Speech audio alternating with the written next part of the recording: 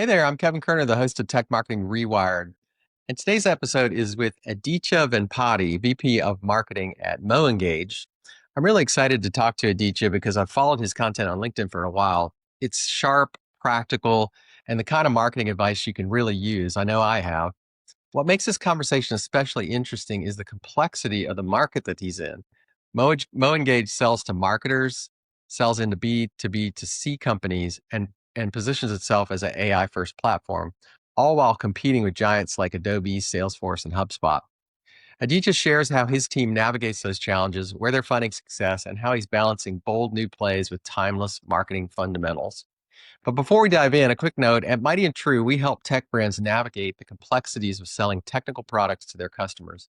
And right now, we're offering a one time AI search analysis. It's a way to see how findable your brand is in both traditional search and AI search. With all the changes happening in AI, it's a powerful snapshot of where you stand today. So if you'd like one, send me an email at aisearch@mightyandtrue.com and I'll get you set up with next steps. Let's get into it. This is Tech Marketing Rewired.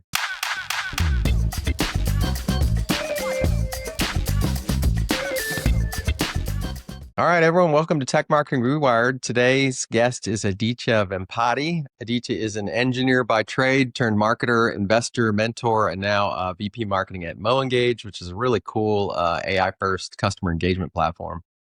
And I've been following Aditya's content for a while on LinkedIn. It's just really good advice for both strategic and in the trenches marketing stuff that frankly, I've used much of it in my own work. So I had to reach out to him. I reached out to him kind of cold, Aditya, to get you on the show. And I really am super happy to have you here. So Aditya, welcome to the show. And how you doing? Good. Thanks for having me, Kevin. Really grateful for the opportunity to speak, share our knowledge I can share and pay it forward where I can.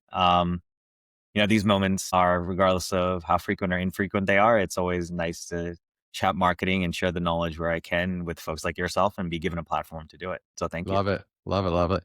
So I know you've had a really interesting path into B2B and, you're doing a bunch of stuff at MoEngage that I've been keeping up with, and I'm excited to dig into all that. But before we get into the details for folks who may not know you, your full background, can you walk us through your career journey and just real quickly, and then give us a quick overview of MoEngage just for context?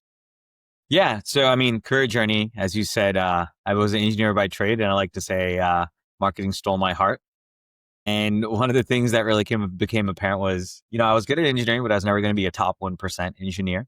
And what I realized is I could be a top 1% marketer. That's not to knock marketers. It's just, I think my brain was wired where I needed the human interaction, and I thrived on the creativity and also using the data where possible. And I, growing up firmly felt like, hey, to be successful, you got to be the top of your craft. You got to be the top 1%. And what does that take and what does that look like? And marketing to me called me and stole my heart, and been fortunate to be running marketing at few organizations like Amplitude, Unit 21, Synthago, and been at early stage companies that have been successful like Nutanix, and really seen how things are done, been able to run with things and help them scale and grow. And along the way, really realized, it comes down to your customers and their problems above all. And no matter what kind of marketing, what industry you're in, I've been in industries like fraud and compliance, all the way to analytics, to genome engineering. And ultimately, it comes down to your prospects and their problems, and your products really don't matter. What they're trying to solve is what really matters, and how they try to do it and how it impacts their day-to-day and their job. And if you can help them do that, then you start building trust. And if you can educate them on how that looks like to solve their problems, that also helps build trust, that allows you to have conversations with them to potentially buy your products and your solutions.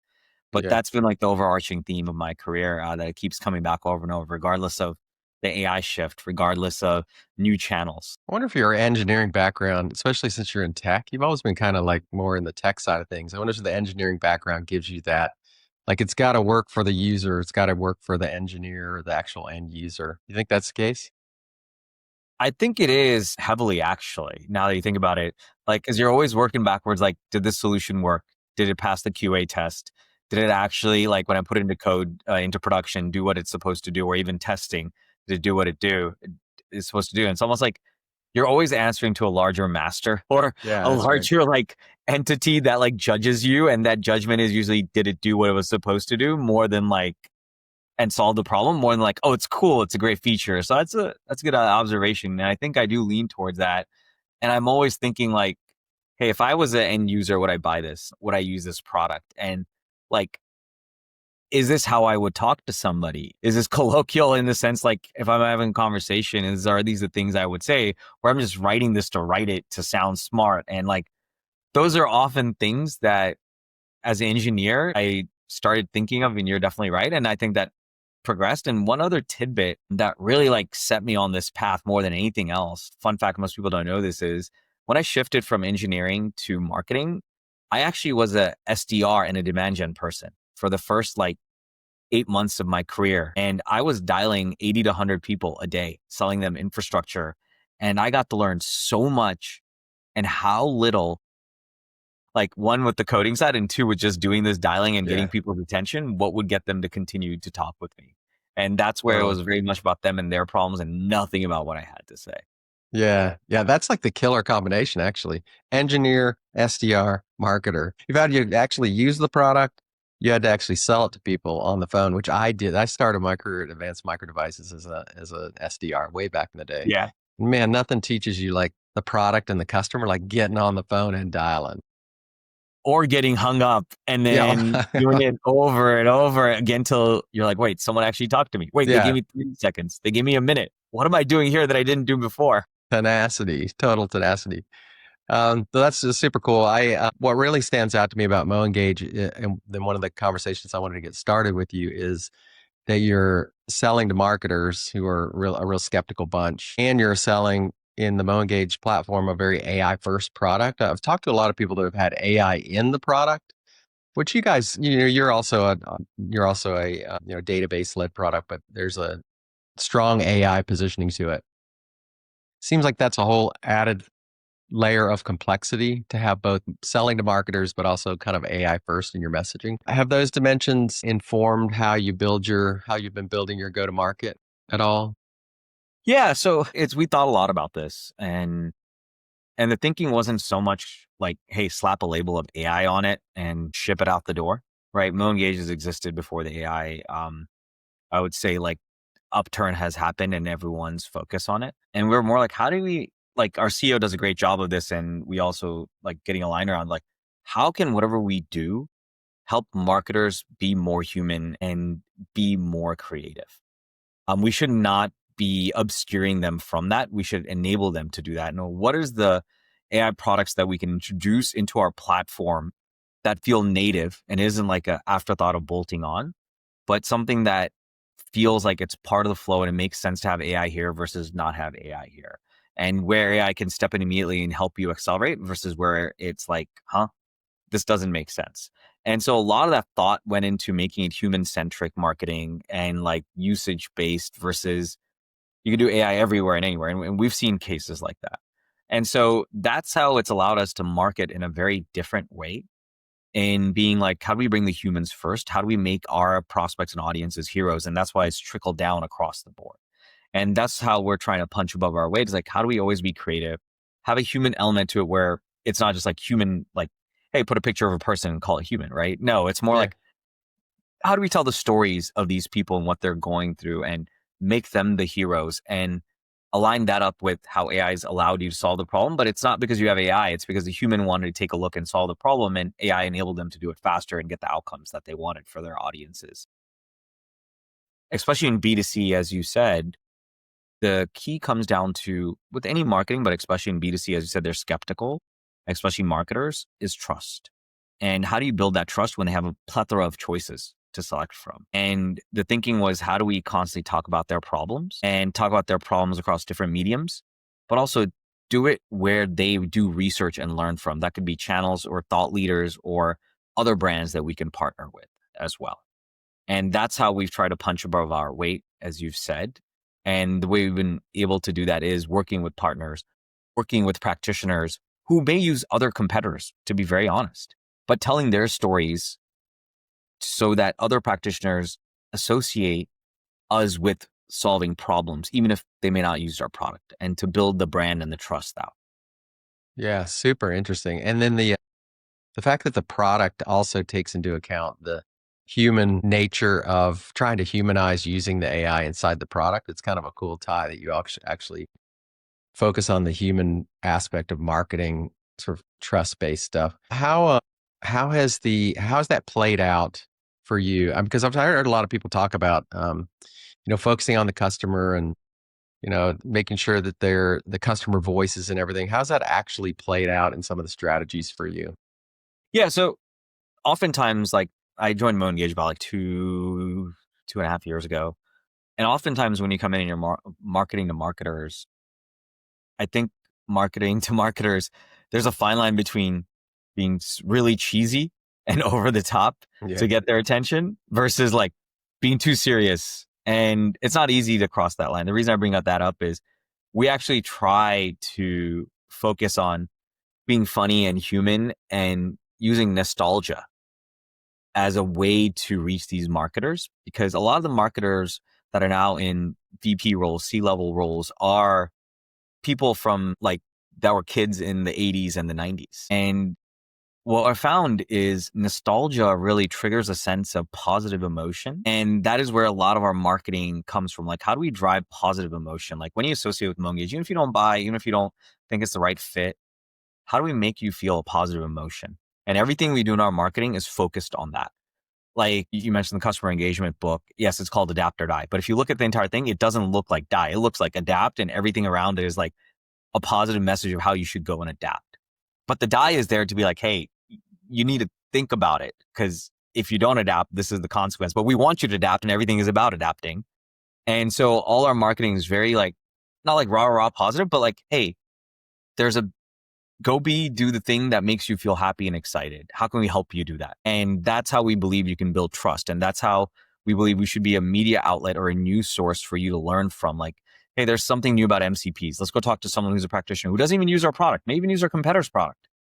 But can we get them to give us a quote and tell us how they're thinking about it? And can we put that onto our site? And, or literally, again, customer engagement book, we have 13 authors from 9 different companies like Grammarly, Hulu, Wealth Simple, Equinox.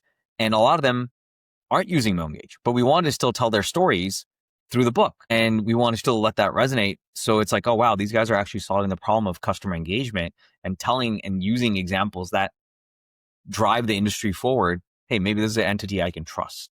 Yeah. I think the book is a really great example of that. I guess customer-led marketing, or maybe thought leadership-led marketing, is really a unique asset because it's both in a bunch of different ways. I mean, you're getting other people's opinions on how they actually do sort of in the trenches stuff. It's a well-designed piece, like from a creative perspective. It's like a coffee table book. You took the words out of my mouth. That's Yeah, actually, yeah.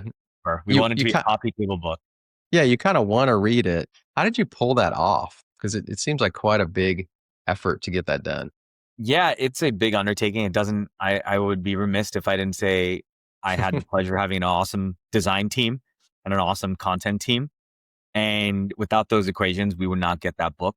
The book, to give you context, took about 7 months to do, to coordinate those 13 authors.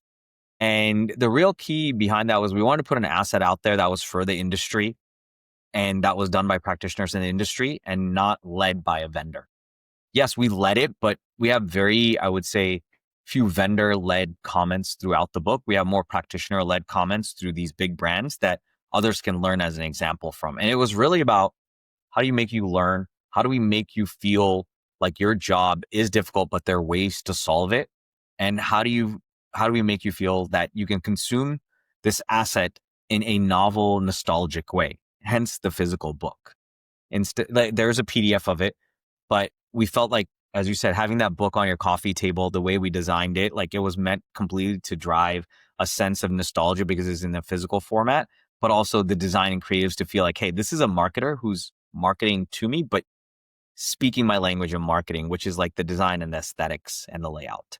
And obviously the content has to back that, right? If you think about it this way, the content is the fuel to the engine that is the creativity and the assets that are representing. Yeah, the other thing about that book too is, and I've seen it on LinkedIn a bunch, is that because you got all these other brands and marketers actually talk about, whatever they were talking about, they actually promote it too. So there's quite a bit of, it's like you built an asset You had other people involved in that asset, but then those other people are promoting it. And there's a lot of people in the book. So it's this amplification effect across all these other people that had to drive a lot of trust in your brand because you're the guys putting it together. It was really Yeah. smart.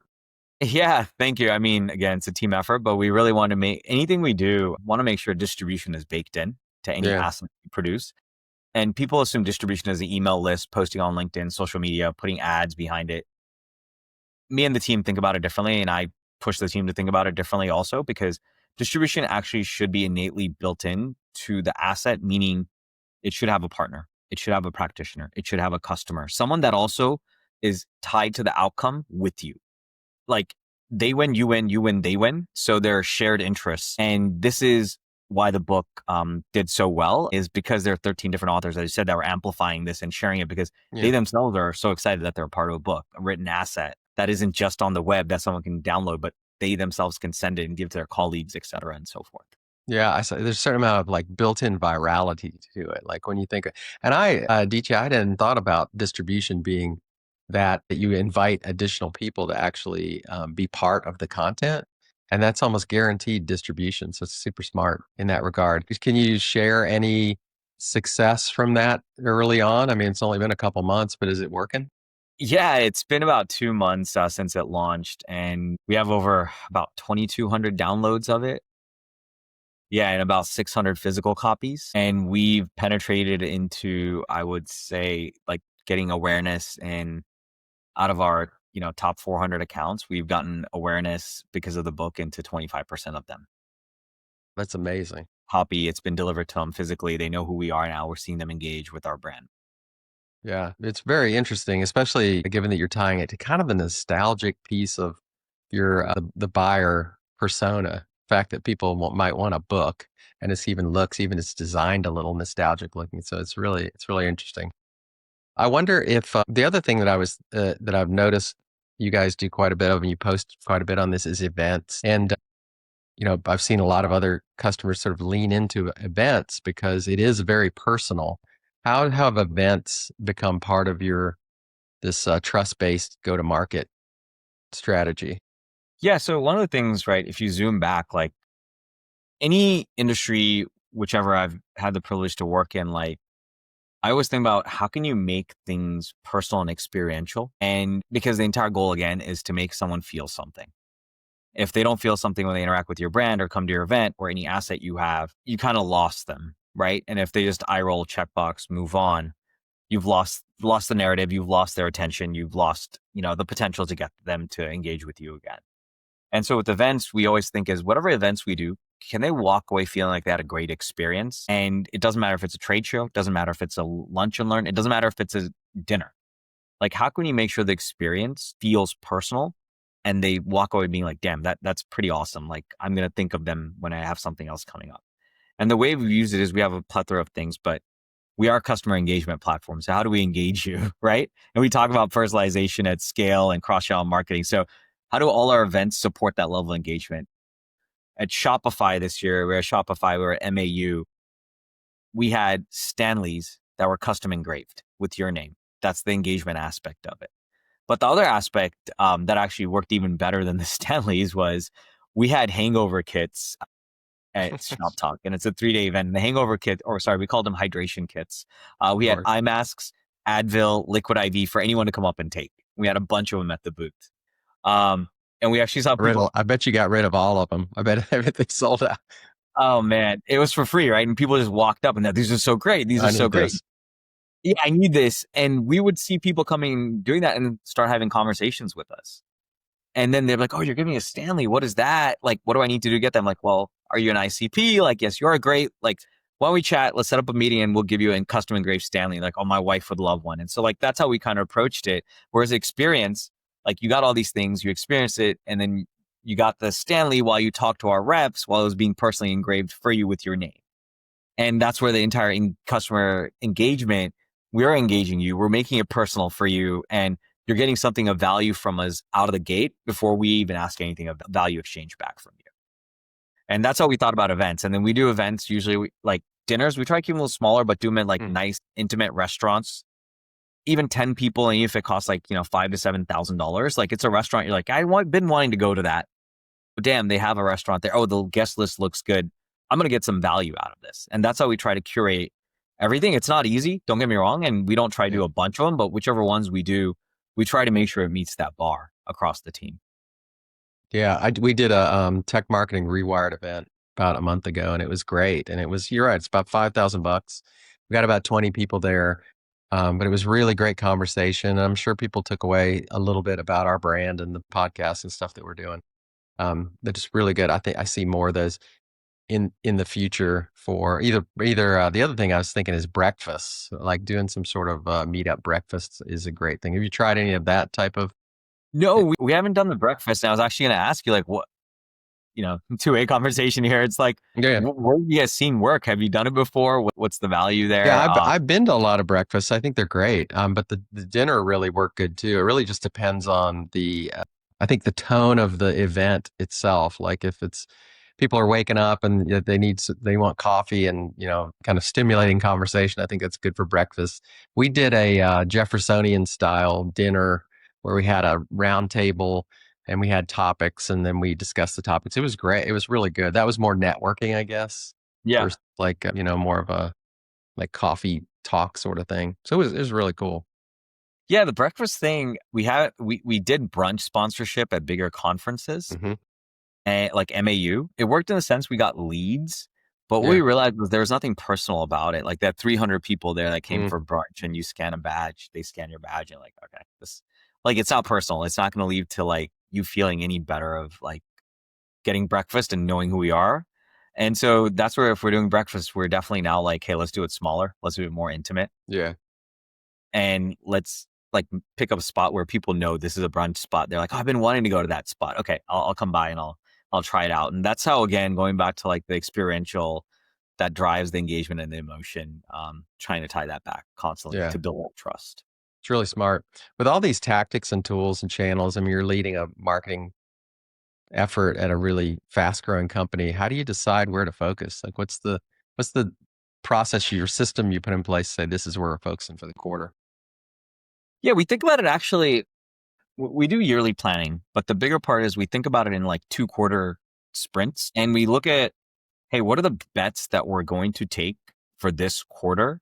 And what are the long-term bets we're going to take for the next 2 quarters? And then the thinking becomes, okay, what are these short-term bets going to yield? And the short-term bets usually like the dinners, like the blog post content from like other practitioners that we can get in, things that we know will boost the brand visibility immediately are like the current quarter ones. And the reason, like you hear me say brand and not like pipeline, is because our industry in the space we're in is very brownfield. It's not a new category. There's like big players already that have had accounts come in and that they're in. And we're not doing full rip and replace because that's not what we want to position ourselves. We want to say we coexist with the big players, but we still need them to think about us in the sense that we are like an addition to what you have, because rip and replace takes way longer.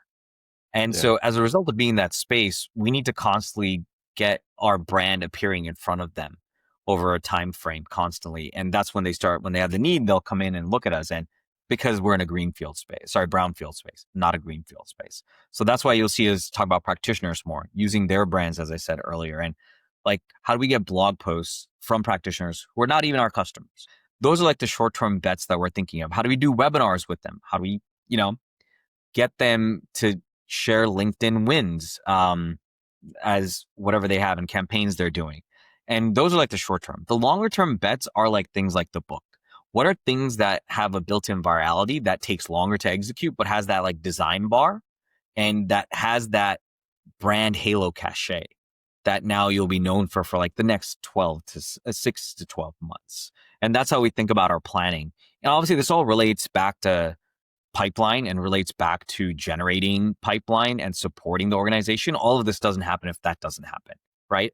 And so in anything I'm doing, we always talk about, one, as I mentioned, distribution, and then two, how does this make someone get into our database? How can we target this to the target accounts we want to break into to stand out from the noise, right?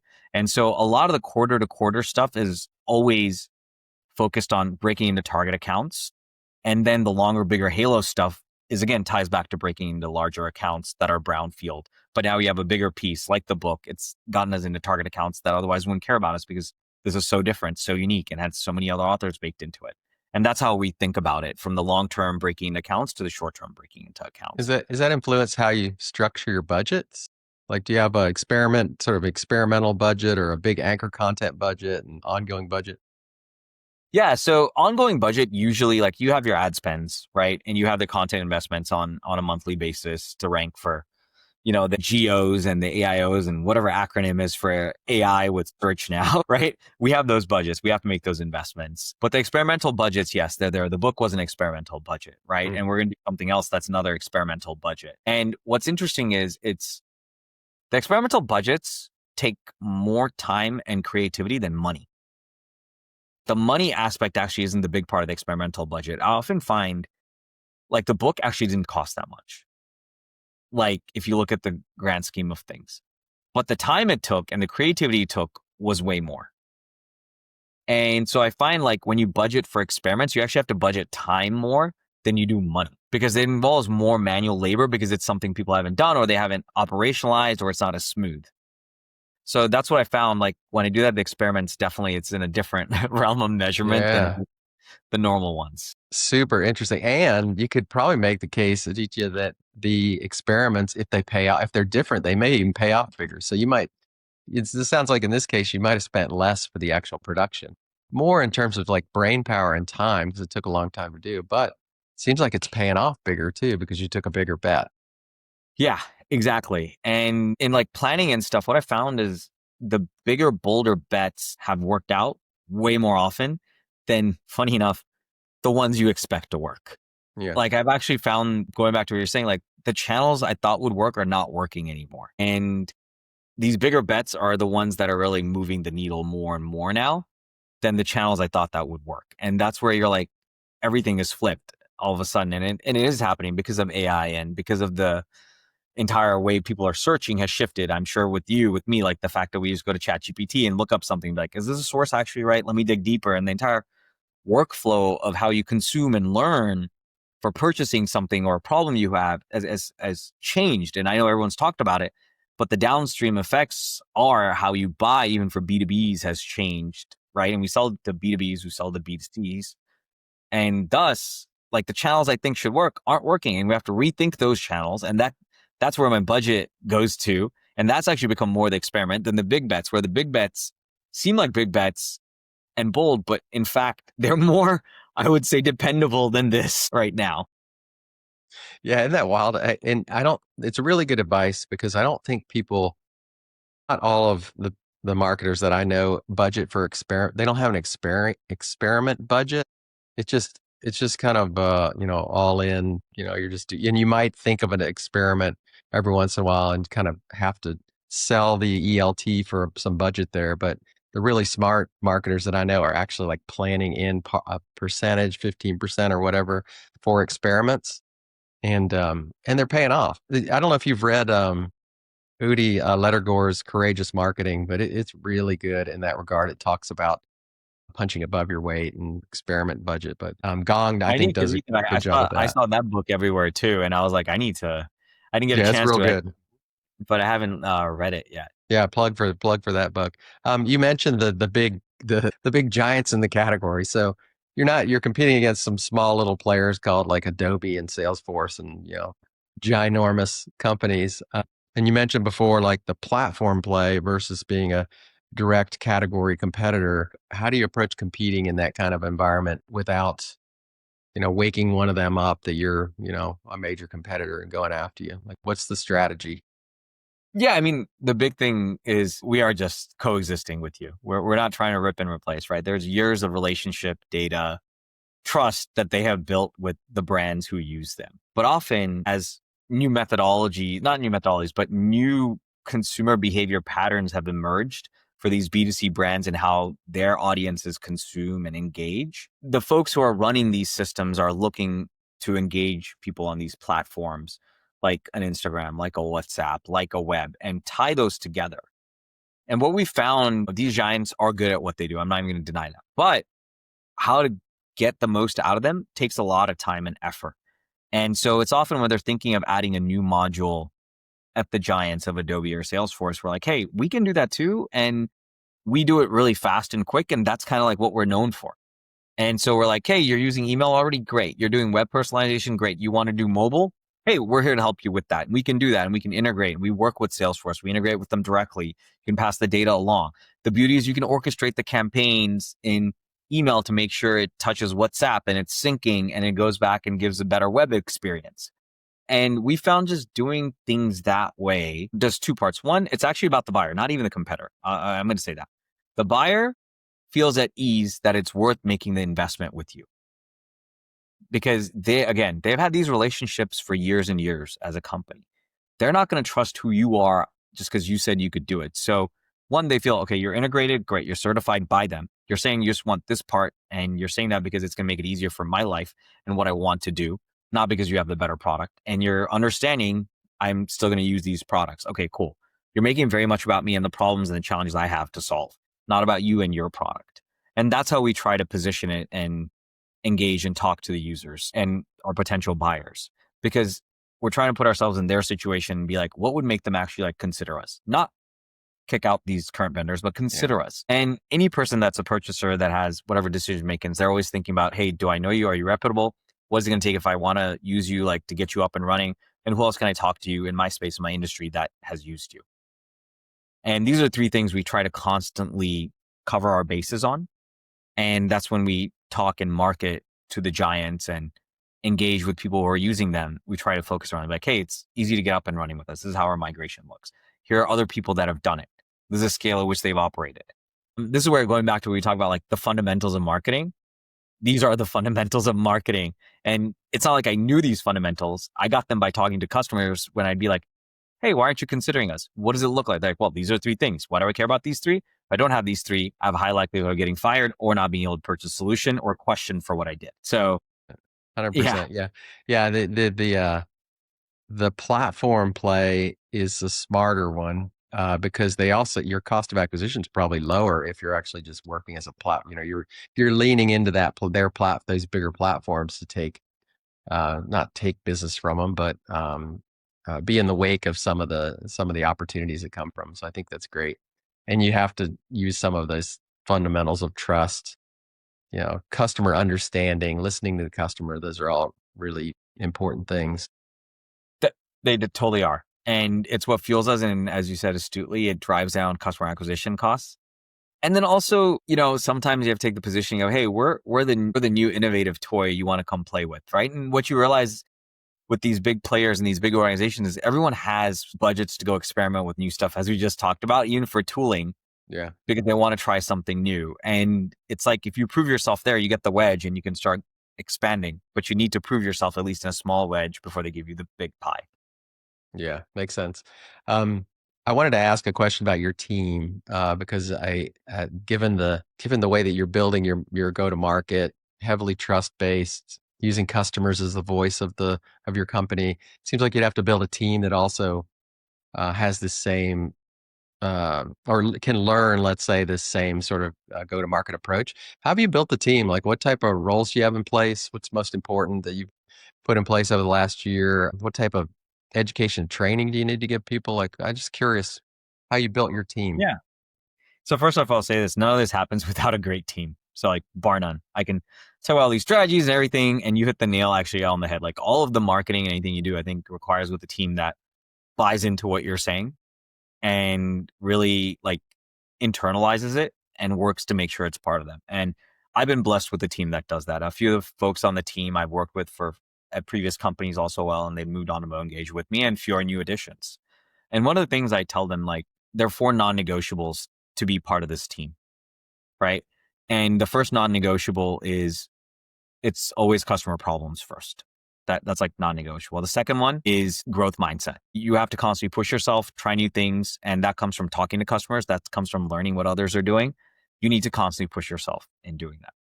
And the third one, right, it comes down to ask for forgiveness, not permission. I want you to try stuff. You failed, that's fine. Just keep me updated. You're trying stuff and tell me how you're trying stuff. Like, document it before you go try it, but go try it. And if it doesn't work, it doesn't work, and you tell me why. And the fourth is trust. We trust you. You have to trust us. Expect that all of us have each other's backs, meaning if shit hits the fan, tell me shit's hitting the fan and I can help, because we're doing marketing. And in the grand scheme of things, whatever you do, as long as it's not illegal, we can reverse it and you don't, murder somebody. Like those are like the two things I can't do anything about to help you, but everything else I can help you with in any shape or form. And it's not that bad. Trust me, it's not that bad. But Yeah, those are the that's four really. not, go ahead. I was just gonna say that's really good, and letting people have because I run an agency as well, and letting people have the room to make mistakes because we're all going to make mistakes, and the good stuff usually comes from some mistake that was made previously. I think it's really really smart, and a lot of marketing organizations, especially some of the bigger ones. I mean, you were at Dell, you feel you're kind of hamstrung a bit, just kind of frightened by making the wrong. Not that Dell does this, but just making the wrong decision, and it's a terrifying position to be in if you're a marketer. Because like you said, most of the marketing decisions, if you make bets that are not like considered internally like solid, like everyone's eyes are on you, right, at those organizations, and Yeah. there's way more pressure, and you need that environment, as you said, to let people experiment. And so most of the team, that's where I push them, right? I push them in the growth mindset to be creative. I push them to take those bets and be like, I need you to do this. And then the customer, and it's almost like a de-risking mechanism where if you talk to the customer, you understand what they care about, don't care about, what gets them excited and doesn't, which allows you to go and try new things, which allows you to go and put new campaigns into place and like tell me afterwards. And if it doesn't work, you had a reasoning and a justification on how you approach it and why you did it. And the last part is you're trusting your team one and each other. That is like a key thing. You trust this person will have your back, and you trust that they trust that you have their back. And without those four tenets, like I don't think, at least for me, I can't build the teams that will buy into this type of thinking, because this type of thinking is very much not your traditional marketing. It is, I would say, pushing the boundaries to think very differently and not think so much internal focused, but external focused, which is what not most marketing teams do. And so the team has bought into it, right? And it takes time and effort, but I'm always like, hey, how would you talk to the customer? You wrote something like this. Do you really think the customer like gives a shit what you just wrote? Like reread it and tell me. And oftentimes that question, funny enough, out of everything else for growth and creativity, is read it out loud and tell me, is this something you'd want to send? And man, that so quickly, they're like, oh, wow, I would not say this out loud. Then I'm like, then why'd you put it on the paper? And it's not meant to be like a knock. It's like giving them the tools so they can like do this without me around, without having to lean on me, that they can be self-sufficient and have the creative ideas and outputs. 100%, 100%. Like, would you buy this? Would you buy this piece of content? Well, no, I wouldn't. No, it's not good enough. Yeah. And I've done those. I've written that type of stuff myself. I'm like, oh my gosh, this is. Yeah. And like, if you can't say it out loud with a straight face and you feel good about it, it's like, Yeah, yeah, for sure. Give me the icks, So So you've been in this position for a couple of years. Over the next, let's say, 12 months, obviously there's a lot of change right now. It's crazy. For other CMOs or marketing leaders that might be listening, what's the one thing you'd say they should double down on for the next 12 months? I think the biggest thing that you need to double down, regardless of what industry you're in, is understand, I would say, how your audience digests information, from who, from where, and what channel. That is going to change so much. And if you constantly don't ask them and get that information, that is what's going to lead to, jobs being lost. It's not the asset you produce. It's not the webinar you're doing or the event you're doing. It's that you didn't spend time understanding how they consume, where they consume, and who they consume from, and what's the medium they consume in. Because yeah, it's just simple as that. If that's a fundamental thing and that's a foundational thing that will never shift, how they do it may shift, but that learning needs to constantly happen. And like on my team, back to structuring, like I should cover that real quick. And this relates is we have someone who owns demand gen for North America. We have someone who owns content for North America. We have someone who owns events. We have someone who owns design. And they have tertiary support systems underneath that are from India. And everyone has employees in India. And then we started PMM. Even though we have a central PMM team, this PMM is going to focus on North America. And one of the things I'm commissioning her is, hey, every month you get X amount of budget, but I need you to talk to a customer every week or a prospect or a practitioner and give me feedback and feed the team this information every week without fail. And you can pay them like X amount of time, X amount of money for 30 minutes of their time. But this is non-negotiable. You need to do this every month. And I told them all in the interview process. And this goes back to knowing the channel, what they're looking to solve, who they learn from, why they learn from. And this gives us a constant pulse on it. And with AI now, you can put all into a doc and be like, and put the date and be like, how are things changing? What are the channels they're using? How are they shifted by industry or vertical or company size? And that way the entire team like starts to have, I would say, a Wikipedia or, customer Wikipedia to learn that. And yeah, long story short, I think that's what CMO should focus on. Yeah, 100%, 100%, because it's changing so much. It's just crazy how you wonder what channels that are in place today that are the best, or maybe they're the channels that everyone always uses, and how that's going to change a couple of years from now. It's just really wild. Even things like in the B2B space, like LinkedIn. What will be the future of LinkedIn as it gets more more crowded, as more people are using it? Like, what about video content? Like, how will video content change? Because everyone's using video now. So if everyone jumps on one bandwagon or the next, like, what is the next thing? So watching channel is really an interesting thought that should be like, it should be watched, because I don't know, I couldn't tell you what's gonna happen unless I was talking to customers and watching it, but things are going to change. Really wild. But you hit the nail on the head, right? Change is just like the symptom, right? Yeah. But the root cause, not root cause, I say like the foundation to tackle change is constantly talking to the customer and having a pulse on them. Like that won't stop. If you do stop it, then the change will kick your ass.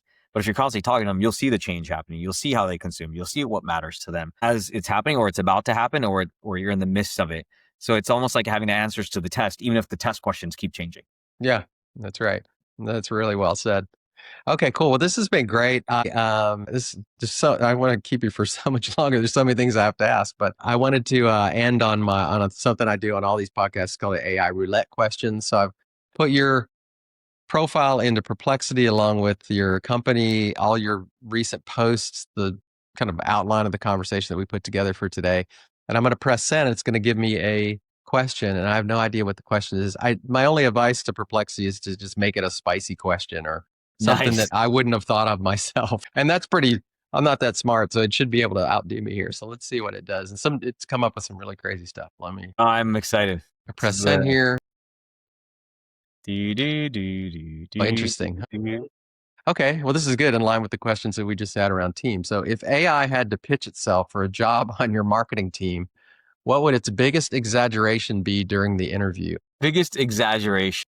The biggest exaggeration is it would tell me to talk to all my customers. It would tell me these are the problems my customers have. And then when I looked at it, it would be just blog posts that I found on the internet, and it would work, and it would just use generic language and tell me that my product is the best product ever, and that my competitors are garbage, and that everyone loves me. That's the exaggeration. It would say everything I'm doing is great. Everything's fine. You don't need to do anything, and you're the best. I don't know if you saw this, but ChatGPT in the latest iteration of ChatGPT 5, they're explaining now that the AI is now using primarily search, what it finds on the web. So it's using its reasoning agent, but it's not trying to memorize all information itself, which is really interesting because you're going to have the AI more reason on publicly available information versus what they were thinking was that it would have some, knowledge beyond knowledge of everything itself. I mean, Just what does this super mean, right? interesting. This is tells me more and more they don't know how to make the AI reason.